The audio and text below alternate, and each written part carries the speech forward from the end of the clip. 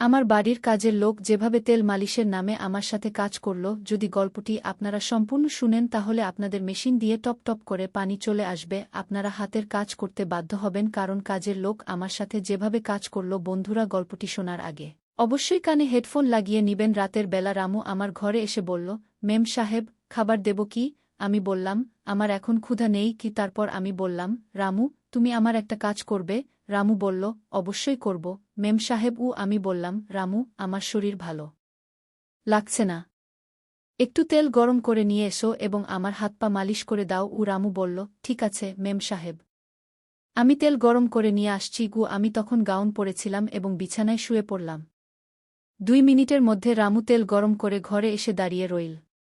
আমি আমার গাউন হাঁটু পর্যন্ত তুলে ধরে বললাম, রামু, আমার পায়ে তেল দিয়ে মালিশ করে দাও। রামু কি মেম সাহেব বলে আমার পায়ে তেল মালিশ করতে শুরু করল। আমি ইচ্ছে করে আমার গাউন আরও উপরে তুলে ধরলাম যাতে রামু আমার সৌন্দর্য দেখতে পায়। রামু আমার পায়ে মালিশ করতে করতে আমার পায়ের দিকে তাকিয়েছিল এবং তার আঙুলের চাপ আগের চেয়ে বেশি শক্ত হয়ে গেল। আমি উল্টে শুয়ে বললাম, রামু, আমার পিঠেও মালিশ করে দাও, খুব ব্যথা করছে। কি? সে বলল, মেম সাহেব, আমি এটা করতে পারব না। আমি বললাম, রামু, দেখো, তোমার লজ্জা করার কিছু নেই। আমি তোমাকে আমার কাজে রেখেছি এবং এই মালিশের জন্য আমি তোমাকে আলাদা করে টাকা দেব, যাতে তোমার ঘরও ভালোভাবে চলতে পারে। আমি তাকে টাকার লোভ দেখালাম। রামু আমার গাউন পিঠ থেকে তুলে দিয়ে পিঠের মালিশ শুরু করল। আমি দেয়ালে লাগানো আয়নায় দেখলাম যে সে এখন আমার দিকে তাকিয়ে আছে। আমি বললাম, রামু, আমার পিঠে ভালো করে মালিশ করো। সে কাঁপতে কাঁপতে আমার পিঠে মালিশ করছিল। কিছুক্ষণ পরে আমি উল্টে সোজা হয়ে বসলাম এবং বললাম, রামু, এখন আমার পেটেও মালিশ করো। রামু বলল, মেম সাহেব, আপনি কি বলছেন? রামু ভীষণভাবে কাঁপছিল এবং হেসে উঠল। আমি বুঝতে পারলাম যে রামু নিজে থেকে কিছু করতে চাইছে না। সে চাইছিল যে আমি প্রথমে কিছু করি। সে একটু লাজুক ছিল। তাই আমি তার 2টি হাত ধরে বললাম, নমস্তে বন্ধুরা, আপনাদের সবাইকে আমার ইউটিউব গল্পে স্বাগতম। আমার নাম পায়েল এবং আমি 22 বছর বয়সী একজন সুন্দরী মহিলা। আমার বিয়ে হয়ে গেছে 6 বছর। জীবনে আমি সব সুখ পেয়েছি, কিন্তু একটি সুখ পাইনি যা একজন নারীর জন্য সবচেয়ে মূল্যবান, স্বামীর ভালোবাসা। আমার স্বামী একজন বড় ব্যবসায়ী এবং ব্যবসার কারণে তিনি সবসময় বাড়ির বাইরেই থাকেন। সুখ, সুবিধা, সম্পত্তি সব আমার আছে, কিন্তু শুধু একটি জিনিসের অভাব আছে যা আমি সবসময় অনুভব করতে চাই, আমার স্বামীর সান্নিধ্য এবং তার ভালোবাসা। বন্ধুরা, আমার বাড়িতে রামু নামের একটি চাকর আছে। তার বয়স 20 বছর এবং সে বিহারের বাসিন্দা। রামু বিবাহিত, কিন্তু তার স্ত্রী বিহারেই থাকে। তার চোখেও একটি তৃষ্ণা দেখা যায়, একটি অসম্পূর্ণ আকাঙ্ক্ষার ব্যথা। সম্ভবত আমার মতোই সেও তার সঙ্গীর ভালোবাসা থেকে দূরে। এটি গত বছরের ঘটনা। আমার স্বামী কয়েক দিনের জন্য বাড়িতে এসেছিলেন। কিন্তু যেমন প্রতিবার হয়, যখন রাত হল, তিনি আমাকে বললেন যে তিনি 1 মাসের জন্য বিদেশ যাচ্ছেন ব্যবসার কারণে। সেই রাতে আমি আমার ঘরে একা ফুপিয়ে ফুপিয়ে কেঁদেছিলাম। প্রতিবারের মতো এবারও তিনি 1 দিনের জন্য এসেছিলেন এবং আমাকে একা রেখে চলে গিয়েছিলেন। আমার হৃদয় তার আকাঙ্ক্ষায় তৃষ্ণার্ত হয়ে রইল এবং আমি আবারও এই ব্যথায় ডুবে গেলাম। আমার স্বামীর ভালোবাসার জন্য তৃষ্ণার্ত হয়ে, তার চলে যাওয়ার পর আমি আমার একাকিত্ব থেকে বাঁচতে মদ্যপান শুরু করলাম। এক রাতে আমি এতটাই ভেঙে পড়েছিলাম যে আমার স্বাস্থ্য খারাপ হয়ে গেল। আমাকে হাসপাতালে ভর্তি করতে হয়েছিল। রামু আমাকে সামলে নিল, আমাকে হাসপাতালে নিয়ে গেল এবং আমার সুস্থ হওয়া পর্যন্ত আমার দেখাশোনা করল। যখন আমি সুস্থ হলাম, আমি তাকে ডাকলাম এবং তার সেবার জন্য ধন্যবাদ জানালাম। রামু নত হয়ে বলল, মেম সাহেব, আমরা তো আপনার চাকর। আপনার সেবা করা আমাদের কর্তব্য। আমরা আমাদের দারিদ্র্যের কারণে আমাদের স্ত্রী সন্তানদের থেকে দূরে এখানে উপার্জন করতে এসেছি। আমি আপনার অবস্থা দেখে বুঝতে পারছি যে আপনার সবকিছু থাকা সত্ত্বেও আপনি আপনার স্বামীর ভালোবাসা থেকে দূরে আছেন। ক্ষমা করবেন মেম সাহেব, যদি আমি কিছু ভুল বলে থাকি। রামুর কথায় ব্যথা ছিল, সেই একই ব্যথা যা আমি আমার হৃদয়ে অনুভব করতাম। সে তার বিয়ের কথা উল্লেখ করে বলল, আমাদের বিয়েও 1 বছরের বেশি হয়ে গেছে, কিন্তু আমরা আমাদের স্ত্রীর কাছে মাত্র 2 মাস থাকতে পেরেছি। প্রতিদিন তার কথা মনে পড়ে, কিন্তু কি করব, বাধ্যতা। বন্ধুরা, তার কথায় সেই তৃষ্ণা ছিল যা আমি সবসময় আমার মধ্যে লুকিয়ে রেখেছি। রামুর চোখে ঝলকানো ব্যথা আমার হৃদয় স্পর্শ করল। প্রথমবার কেউ আমাকে এমন অনুভব করাল যে সে আমার ব্যথা বুঝতে পারে। আমাদের দুজনের কষ্ট একই রকম ছিল, আমাদের আকাঙ্ক্ষাগুলো অসম্পূর্ণ ছিল। সেই দিনের পর যখনই আমরা একে অপরের দিকে তাকাতাম আমাদের হৃদয়ে একটি অদ্ভুত টান অনুভব হতো। এমন একটি সম্পর্ক যেখানে কোনো শব্দ ছিল না, শুধু অনুভূতির একটি গভীর সমুদ্র ছিল। মোর চোখে নিজের জন্য একটি অদ্ভুত টান দেখে আমি এক ধরনের শান্তি পেতাম। হয়তো আমরা দুজনেই সেই অসম্পূর্ণ আকাঙ্ক্ষার গোলাম ছিলাম যা আমরা আমাদের হৃদয়ে পুষে রেখেছিলাম। বন্ধুরা, রামু যখন বলল, ম্যাডাম, উপার্জন না করলে ঘর কিভাবে চালাব, তখন তার কথায় আমার হৃদয় স্পর্শ পেল। আমি তাকে কিছু টাকা দিয়ে বললাম, রামু, তুমি তোমার বাড়ি চলে যাও, কিন্তু সে অস্বীকার করে বলল, না ম্যাডাম, আমরা এই টাকা বাড়িতে পাঠিয়ে দেব, যাতে আমাদের ঘর চলতে পারে। আমি এখানেই থেকে আপনার সেবা করব। যাই হোক, মালিক বাড়িতে নেই, তাই আমার দায়িত্ব যে আমি আপনার যত্ন নিই কি। তার কথায় নিজের পরিবারের প্রতি ভালোবাসা ও দায়িত্ব দেখে আমি অনুভব করলাম এই সাধারণ মানুষটি তার স্ত্রীকে কতটা ভালোবাসে। আর আমার স্বামী, যার আমার প্রতি সামান্যটুকুও মায়া নেই। রামুর চোখে আমি সেই ব্যাকুলতা দেখতে পেলাম যা আমার হৃদয়েও ছিল। তখনই আমার মনে হল হয়তো আমরা দুজনেই একে অপরের এই ব্যাকুলতা মিটিয়ে দিতে পারি। বন্ধুরা, সেই দিন থেকে আমি রামুকে ভিন্ন দৃষ্টিতে দেখতে শুরু করলাম। একদিন সে বাড়িতে পরিষ্কার করছিল এবং শুধুমাত্র একটি হাফ শার্ট পরেছিল। তার বলিষ্ঠ বাহু ও সুগঠিত দেহ দেখে আমার ভেতর এক ধরনের আলোড়ন সৃষ্টি হল। আমি তার কাছে আসা পছন্দ করতে শুরু করলাম এবং এখন আমি স্থির করলাম যে রামুর সাথে আমার জীবনের সেই শূন্যতা পূরণ করব। তাকে আকর্ষণ করার জন্য আমি নতুন নতুন উপায় অবলম্বন করতে লাগলাম। আমি ইচ্ছাকৃতভাবে তার সামনে ছোট ছোট পোশাক পরতাম যাতে সে আমার দিকে তাকায়। কিন্তু সে তো সবসময় নিজের কাজেই মগ্ন থাকত। কখনো কখনো আমি বাথরুমের দরজা একটু খুলে রাখতাম বা তার সামনে হালকা নাইট কাপড়ে থাকতাম। কিন্তু আমার সব প্রচেষ্টাই ব্যর্থ হচ্ছিল। সে যেন অন্য কোনো জগতে হারিয়ে গিয়েছিল। তারপর একদিন আমি তাকে আমার কাছে ডেকে বললাম, রামু, আজ আমার মদ্যপান করার ইচ্ছা হচ্ছে কি। সে উদ্বিগ্ন স্বরে বলল, ম্যাডাম, এটি আপনার স্বাস্থ্যের জন্য ভালো নয়। গতবারও আপনার অসুস্থতা হয়েছিল। ও আমি তার চোখের দিকে তাকিয়ে বললাম, তাহলে কি করব রামু?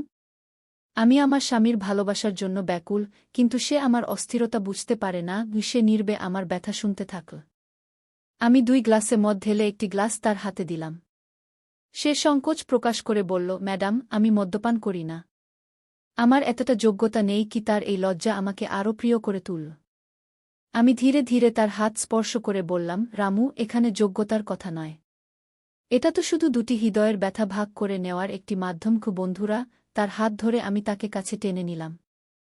প্রথমবার তার নিকটত্বে আমি এক ভিন্ন ধরনের উষ্ণতা অনুভব করলাম। আমার হৃদয় দ্রুত স্পন্দিত হতে লাগল এবং তার লজ্জায় ভরা চোখে আমি আমারই ব্যাকুলতার প্রতিচ্ছবি দেখতে পেলাম। ধীরে ধীরে আমি তার মুখের কাছে আমার ঠোঁট নিয়ে গিয়ে হালকা করে তার গাল স্পর্শ করলাম। আমার এই স্পর্শ তার ভেতর কিছু পরিবর্তন এনেছিল। তার শ্বাসপ্রশ্বাস দ্রুত হয়ে গেল এবং সে আমাকে তার বাহুতে জড়িয়ে নিল। আমরা দুজনেই সেই মুহূর্তে হারিয়ে গেলাম, যেন আমাদের সমস্ত অসম্পূর্ণ স্বপ্ন ও আকাঙ্ক্ষা একে অপরের মধ্যে পূর্ণ হচ্ছে। তার বাহুতে আমি সেই শান্তি পেলাম যা আমি সর্বদা কাঙ্ক্ষিত ছিলাম। সেই রাতে আমরা দুজনেই আমাদের ব্যাকুলতাকে শান্তিতে রূপান্তরিত করলাম। একে অপরের স্পর্শে নিজেকে হারিয়ে আমি সম্পূর্ণরূপে অসহায় হয়ে পড়েছিলাম, কারণ আমি চেয়েছিলাম আমার স্বামী আমাকে আরও বেশি ভালোবাসুক, আমাকে তার দিকে আকর্ষণ করুক। কিন্তু সম্ভবত আমার ভাগ্যে সেই ভালোবাসা ছিল না। প্রতিটি মেয়েই চায় যে তার স্বামী সর্বদা তার পাশে থাকুক, তার যত্ন নিক এবং তার প্রয়োজনীয়তার দিকে নজর রাখুক। কিন্তু আমার স্বামী তো সর্বদা তার কাজে এতটাই ব্যস্ত থাকতেন যে আমি সর্বদা একাকিত্ব অনুভব করতাম। এক রাতে রামু আমার ঘরে এসে বলল, ম্যাডাম, খাবার দেব? আমি বললাম, আমার এখন ক্ষুধা নেই কি। তারপর আমি সাহস করে বললাম, রামু, আমার একটি কাজ করবে? রামু হেসে বলল, অবশ্যই ম্যাডাম। আমি বললাম, রামু, আমার স্বাস্থ্য ভালো লাগছে না। একটু তেল গরম করে এনে আমার মালিশ করে দাও। রামু মাথা নেড়ে বলল, ঠিক আছে ম্যাডাম, আমি এখনই আনছি। আমি তখন গাউন পরিহিত ছিলাম এবং বিছানায় শুয়েছিলাম। রামু কিছুক্ষণের মধ্যেই তেল গরম করে ঘরে চলে এল। আমি হালকা হেসে বললাম, রামু, আমার পায়ে তেল লাগিয়ে মালিশ করে দাও। রামু বিনয়ের সাথে বলল, জি ম্যাডাম, এবং আমার পায়ের মালিশ শুরু করল। আমার শরীরের স্পর্শ সে ধীরে ধীরে অনুভব করতে লাগল। তার আঙুলগুলি আমার পায়ে ধীরে ধীরে ঘষতে লাগল এবং আমি উষ্ণতা অনুভব করতে লাগলাম। আমার পায়ের মালিশ করতে করতে সে এগিয়ে চল। আমার চোখ তার স্পর্শ অনুভব করছিল এবং এক অদ্ভুত আকর্ষণ অনুভব করতে লাগলাম। আমি হালকা করে পাশ ফিরে বললাম, রামু, আমার পিঠেরও মালিশ করে দাও। খুব ব্যথা করছে। রামু কিছুটা সংকোচের সাথে বলল, ম্যাডাম আমি এটি করতে পারব না। আমি কিছুটা নরম স্বরে বললাম, রামু, তোমাকে লজ্জিত করার কিছু নেই। আমি তোমাকে তোমার কাজের জন্য আলাদাভাবে অর্থ দেব, যাতে তোমার পরিবার ভালোভাবে চলতে পারে। বন্ধুরা, সে কিছুটা সংকোচ বোধ করে আমার পিঠ মালিশ করতে শুরু করল। তার আঙুলের স্পর্শ যেন আমার আত্মার গভীরে পৌঁছে গেল। আমি দেয়ালে লাগানো আয়নায় দেখতে পাচ্ছিলাম যে সে ধীরে ধীরে আমার পিঠ মালিশ করছে এবং তার দৃষ্টি এখন আমার শরীরে স্থির হয়ে গেছে। আমি বললাম, রামু, আমার পিঠ ভালোভাবে মালিশ করো। সে কাঁপতে কাঁপতে হাত দিয়ে আমার পিঠ মালিশ করছিল এবং আমি অনুভব করছিলাম যে আমাদের উভয়ের তৃষ্ণা এখন একে অপরের মধ্যে মিশে যাচ্ছে। বন্ধুরা, পায়েল বিছানায় শুয়েছিল। তার চোখ কিছুটা ভেজা ছিল এবং মনে কিছু অশান্তি ছিল। সে জানত যে তার স্বামী খুব ব্যস্ত এবং কখনো নিজের জন্য সময় পায় না। এখন এখানে পরিস্থিতি বোঝার মতো কেউ ছিল না এবং এই কারণেই সে রামুর সাথে কথা বলার সিদ্ধান্ত নিয়েছিল। সে একজন বুদ্ধিমান মানুষ ছিল এবং পায়েল তার সাথে একটি সংযোগ অনুভব করত। পায়েল ধীরে বলল, তুমি কি আমার সাহায্য করতে পারো? তার কণ্ঠে কিছু ভিন্ন অনুভূতি ছিল, যেন সে নিজেকে কিছুটা স্বস্তি দিতে চায়। রামু কিছুক্ষণ চুপ থেকে হালকা হাসি দিয়ে বলল, অবশ্যই মেম সাহেব। আপনি বলুন, কি করতে হবে? পায়েল ধীরে বলল, আমি কিছু ভালো অনুভব করতে চাই, শুধু কিছুটা আরাম চাই। তুমি কি আমার সাহায্য করবে? শুধু একবার। রামু তার কণ্ঠে একটি শান্তি এবং বিশ্বাস অনুভব করল। রামু ধীরে বলল, মেম সাহেব, যদি আপনি আরাম চান, তবে আমি খুশি হব যে আমি আপনাকে সাহায্য করতে পারি। সে তেল গরম করে পায়েলের দিকে এগিয়ে গেল। যেই রামু পায়েলের পিঠে তেল লাগাল, একটি শান্তির অনুভূতি তৈরি হল। পায়েল গভীর শ্বাস নিল, যেন সে কিছুটা স্বস্তি পাচ্ছে।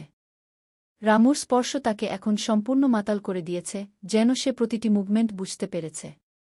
বন্ধুরা, পায়েল তাকে আরও আরামদায়ক করতে বলল, একটু বেশি চাপ দাও রামু। মনে হচ্ছে ব্যথা কমছে। রামু আরামে তার পিঠ মালিশ করল এবং ধীরে ধীরে তার শরীরের প্রতিটি টান কমাতে চেষ্টা করল। এই মুহূর্তে পায়েল অনুভব করল যে কখনো কখনো সঠিক সময় এবং সঠিক মানুষ আপনার জীবনে শান্তি এবং বোঝাপড়া নিয়ে আসতে পারে। সে জানত যে রামু শুধু একজন কাজের মানুষ ছিল, কিন্তু আজ সে পায়েলকে একজন বন্ধুর মতো বুঝছিল এবং এটি তার জন্য অনেক অর্থ বহন করত। তোমাকে অনেক ধন্যবাদ রামু, পায়েল বলল এবং তার চোখে হালকা ভেজা ভাব ছিল, যা একটি গভীর স্বস্তি প্রকাশ করছিল। রামু হাসতে হাসতে বলল, মেম সাহেব, আমি সবসময় আপনার সাহায্য করার জন্য এখানে আছি। যদি কখনো প্রয়োজন হয়, আমাকে বলবেন। এটি শুনে আমি তাকে আমার বাহুতে শক্ত করে জড়িয়ে ধরলাম, কিন্তু রামু এক ঝটকায় নিজেকে দূরে সরিয়ে নিল এবং আমার পা থেকে চাদর তুলে আমার পুরো শরীর ঢেকে দিল। সে মাথা নিচু করে হাত জোট করে দাঁড়িয়ে বলল, মেম সাহেব, এটি আমাদের দ্বারা সম্ভব নয়। আমরা আমাদের স্ত্রীকে অনেক ভালোবাসি এবং আমরা আমাদের স্ত্রীর সাথে বা আমাদের মালিকের সাথে বিশ্বাসঘাতকতা করতে পারি না। নইলে আমরা বিশ্বাসঘাতক বলে পরিচিত হব। মেম সাহেব, আমরা গরিব হলেও আমাদের পরিশ্রমের অর্থ খাই। আমরা জানি যে মালিক আপনাকে ছেড়ে কয়েক মাস বিদেশে থাকেন, কিন্তু এর মানে এই নয় যে আপনি মালিকের সাথে বিশ্বাসঘাতকতা করবেন। আপনি মালিকের সাথে ভালোবাসার কথা বলুন, হয়তো তিনি আপনার কথা শুনবেন। যখন আমরা আমাদের স্ত্রী ছাড়া তার স্মৃতির উপর বেঁচে থাকতে পারি, তখন আপনি কেন পারবেন না? শেষ পর্যন্ত ভালোবাসা এবং বিশ্বাসও তো কিছু জিনিস। মালিক বাইরে থেকে এত পরিশ্রম করেন, সেটাও তো আপনার সুখের জন্যই। রামুর কথা শুনে তার প্রতিটি শব্দ আমার কানে জ্বলন্ত অ্যাসিডের মতো লাগছিল, কারণ সে সত্য বলছিল। রামু হাত জোট করে বলল, মেম সাহেব, এখন আমি আপনার বাড়িতে কাজ করতে পারব না। আমি কালই এখান থেকে চলে যাব এবং অন্য চাকরি খুঁজব। আমি তাকে থাকতে বললাম এবং বললাম, এটি করো না। আমি আমার ভুলের জন্য খুব লজ্জিত। তুমি কেন চাকরি ছাড়ছ রামু? সে মাথা নিচু করে বলল, না মেম সাহেব, এখন আমাদের এখান থেকে চলে যাওয়াই ভালো। যখন আমরা আপনাকে দেখব, তখন হয়তো আমরা আপনার দিকে তাকাতে পারব না, আর আপনি আমাদের দিকেও তাকাতে পারবেন না। আপনি তরুণ, আমরাও তরুণ। কখনো আমরা পথভ্রষ্ট হয়ে যেতে পারি। আমরা খুব ভয় পাই, তাই আমাদের এখান থেকে চলে যাওয়াই ভালো। আমি হাত জোট করে রামুর কাছে ক্ষমা চাইলাম এবং বললাম, যে ভুল আমি করেছি, তার জন্য আমাকে ক্ষমা করো রামু।